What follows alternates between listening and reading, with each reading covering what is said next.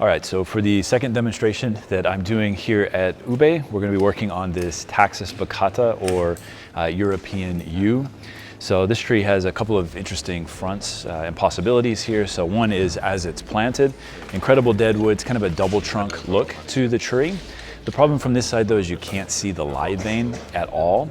Whereas if you rotate it around to the opposite side here, you can see the live vein's pretty prominent. The only problem from this side is that the deadwood is not nearly as interesting. So what I'm thinking at this point is sticking with the original front over here, but rotating it just slightly, clockwise, just a few degrees here, to be able to see the live vein just barely peeking around the back side there. It's a very subtle view of the tree and a subtle shift of the tree, but it'll allow us, I think, to show off the main feature, which is the deadwood, and also show the indicator that the tree is not a tanuki, that it's actually a real yamadori by seeing that live vein entering into the soil. Cool.